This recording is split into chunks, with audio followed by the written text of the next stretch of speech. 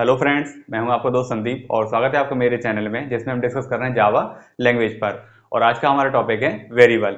इससे पहले हमने डेटा टाइप पे डिस्कस कर लिया है, तो यदि आपने वो वीडियो नहीं देखा तो उस वीडियो को आप जरूर देख लें। साथ ही साथ यदि आपने अभी तक हमारे चैनल को सब्सक्राइब नहीं किया है तो जल्दी चैनल को सब्सक्राइब करें और बेल आइकन को प्रेस करें जिससे कि आपको लेटेस्ट वीडियो की नोटिफिकेशन प्राप्त हो सके। चलिए शुरू करते हैं आज का वीडियो। तब आज का जो हमारा टॉपिक है वो है वेरिएबल। और वेरिएबल के बारे में आप पहले ही सी या सी प्लस प्लस लैंग्वेज में पढ़ चुके हैं, लेकिन इसमें थोड़ा सा डिफरेंस है इसके टाइप्स में, जो कि आज हम यहाँ पे देखने वाले हैं।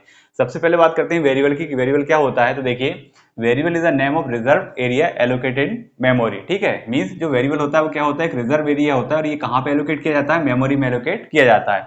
In other words it is a name of memory location. ठीक है, दूसरे शब्दों में कहें तो ये क्या होता है, मेमोरी लोकेशन को जो हम नाम देते हैं उसी नाम को क्या बोला जाता है, वेरिएबल कहा जाता है। ठीक है, तो यदि हम यहाँ पे एग्जांपल से समझें तो वेरिएबल एक तरह से किस तरह काम करता है, कंटेनर की तरह काम करता है।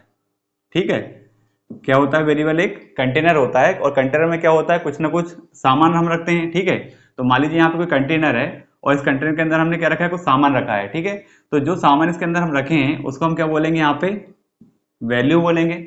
अब वैल्यू कहाँ पे जा रही है, कंटेनर के अंदर जा रही है, तो यहाँ पे जो कंटेनर है उसको हम क्या बोलते हैं, वेरिएबल बोलते हैं। ओके, तो यहाँ पे कंटेनर का मतलब क्या है, वेरिएबल। ठीक है, तो वेरिएबल का मीनिंग क्या होगा कि ये किस तरह काम करता है, कंटेनर की तरह काम करता है जिसमें कोई ना कोई सामान हम रखते हैं। तो यहाँ पे जो सामान है वेरिएबल के फॉर्म में उसको क्या बोला जाएगा, वैल्यू बोला जाएगा। ठीक है, अब बात करते हैं कि वेरिएबल का अगर हमको यूज करना रहता है तो हम इसको किस तरह से यूज करेंगे। तब वेरिएबल को सबसे पहले किया जाता है डिक्लेयर।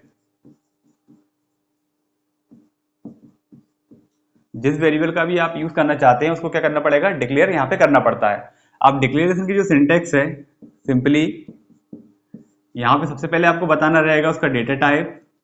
डेटा टाइप पे हम प्रीवियस वीडियो में डिस्कस कर चुके हैं, जो क्या बताता है, दो चीजें बताता है कि जो भी आप वेरिएबल आप ले रहे हो यहाँ पे, जिस पे भी आप इसको अप्लाई कर रहे हो उसका साइज बताता है और उसका टाइप बताता है। ठीक है, तो यहाँ पे सबसे पहले आपको क्या बताना है, डेटा टाइप बताना है।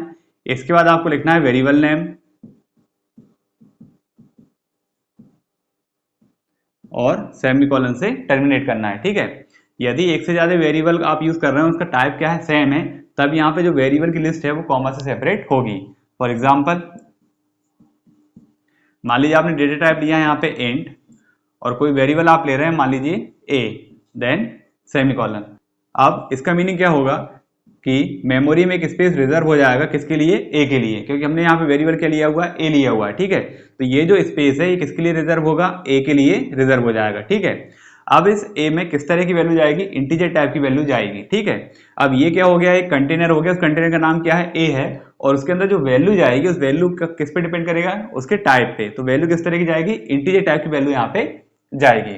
यदि हम यहाँ पे कोई डेटा टाइप ले रहे हैं, जैसे मान लीजिए हमने यहाँ पे लिया फ्लोट और एक से ज्यादा वेरिएबल हमको फ्लोट टाइप के डिक्लेयर करना है, तब हम किस तरह से लिखेंगे, जैसे मान लीजिए हमको एफ डिक्लेयर करना है या एक्स डिक्लेयर करना है या कोई और डिक्लेयर करना है, तो यहाँ पे उसको कॉमा से सेपरेट आपको करना है। ठीक है, लास्ट में क्या आएगा, सेमीकोलन आएगा। तो इसका मीनिंग क्या होगा कि जो वेरिएबल है एफ, एक्स और ई, इन सब का टाइप क्या है, फ्लोट है, इनमें किस तरह की वैल्यू जाएगी, फ्लोट टाइप की वैल्यू जाएगी।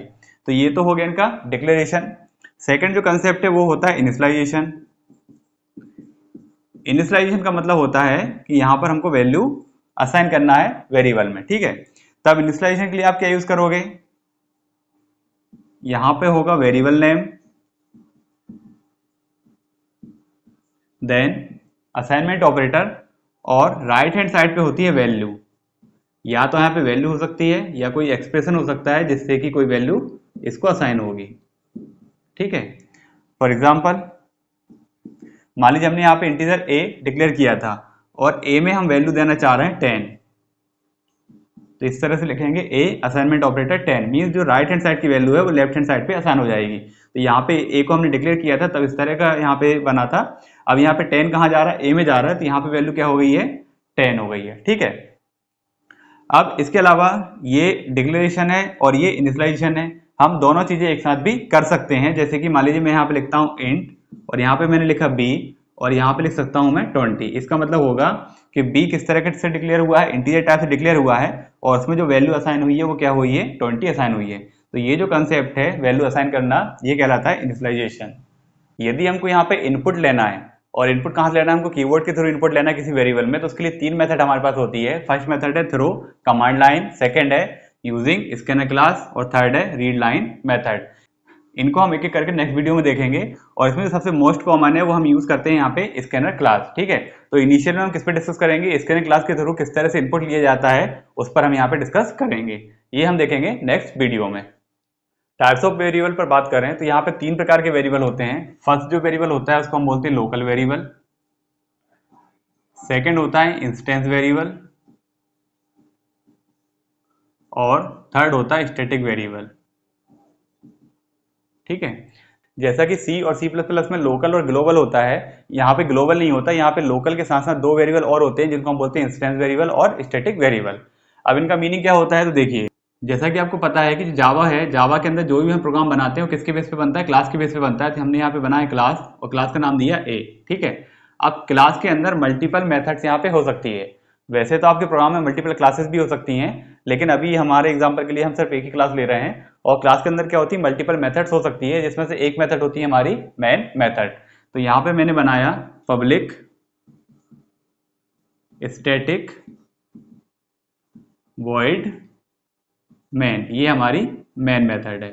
ठीक है, और इसमें आर्गुमेंट पास होता है स्ट्रिंग ARGS, उसका आर्गुमेंट। ठीक है, और यहाँ पे इसका ये ब्लॉक हो गया।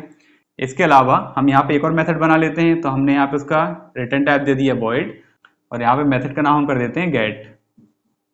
ओके, और ये इसकी बॉडी है और ये क्लास की पूरी बॉडी है। ठीक है, अब देखिए, लोकल वेरिएबल का मतलब होता है वो वेरिएबल जो मेथड के अंदर डिक्लेयर किए जाते हैं और उनका स्कोप कहाँ तक रहता है, बस मेथड के अंदर ही रहता है।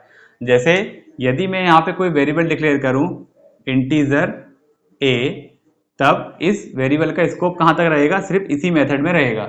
यदि हम इस a का यूज इससे बाहर करना चाहें तो नहीं कर पाएंगे और एरर यहाँ पे आएगी, क्योंकि यहाँ पे ये जो वेरिएबल है ये कौन सा वेरिएबल है, लोकल वेरिएबल है, और ये जिस मेथड के अंदर डिक्लेयर किया गया है उसी में इसका स्कोप होता है। ठीक है, यहाँ पे इंटीजर a डिक्लेयर किया है तो वो इस मेथड के लिए लोकल है।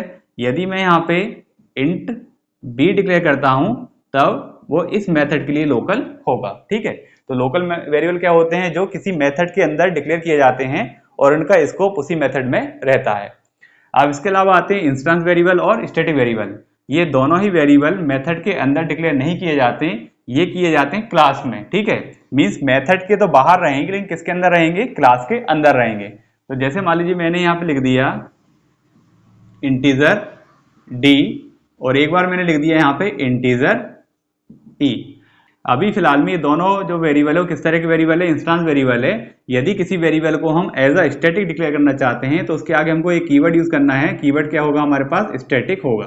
ठीक है, तब ये जो वेरिएबल है ये कौन सा वेरिएबल है, इंस्टेंस वेरिएबल है, और ये जो वेरिएबल है कौन सा वेरिएबल है, स्टैटिक वेरिएबल है। स्टैटिक वेरिएबल को क्लास वेरिएबल भी कहा जाता है। इनका जो स्कोप होता है वो पूरी क्लास में होता है। मींस यहाँ पे d और e का यूज आप इस मेथड में भी कर सकते हो और इस मेथड में भी कर सकते हो। अभी इनिशियल प्रोग्रामिंग में हम जो वेरिएबल यूज करेंगे वो कौन सा होगा, लोकल वेरिएबल का यूज करेंगे। और जब हम क्लास और ऑब्जेक्ट का कंसेप्ट पढ़ेंगे तो वहां पे हम कौन से वेरिएबल यूज करेंगे, इंस्टेंस वेरिएबल और स्टैटिक वेरिएबल यूज करेंगे।